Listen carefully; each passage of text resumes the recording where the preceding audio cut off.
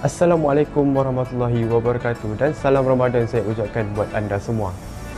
Pada hari ini, saya ingin berkongsi tentang bagaimana bulan Ramadan disambut di pelbagai negara.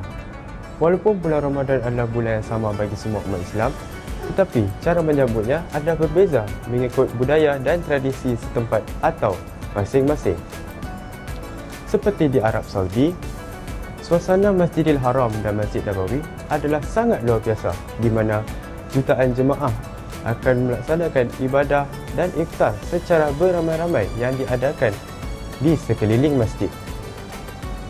Sementara itu, di Mesir terdapat lampu hiasan fanus yang akan menerangi jalan-jalanan dan disertakan dengan seorang masaharati yang akan bermain gendang bagi membangunkan orang bangun sahur.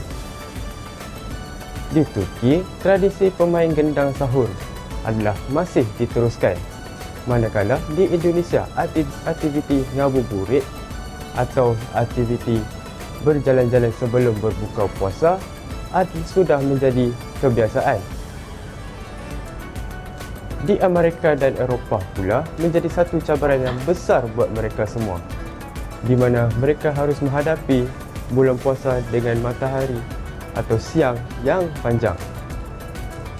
Tetapi, masjid dan pusat komuniti sudah menjadi tempat untuk berkumpul bagi berbuka puasa dan solat tarawih bersama. Menariknya, walaupun ada perbezaan, Ramadan tetap membawa nilai yang sama buat kita semua, iaitu kesabaran, kesyukuran dan persaudaraan.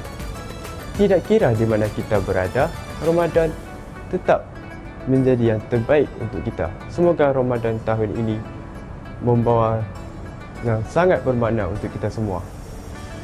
Sekian, wabillahi taufiq wal hidayah. Wassalamualaikum warahmatullahi wabarakatuh. Saya Muhammad Hafizal bin Muhammad Ismail meminta untuk mengundur diri terlebih dahulu. Sekian, terima kasih.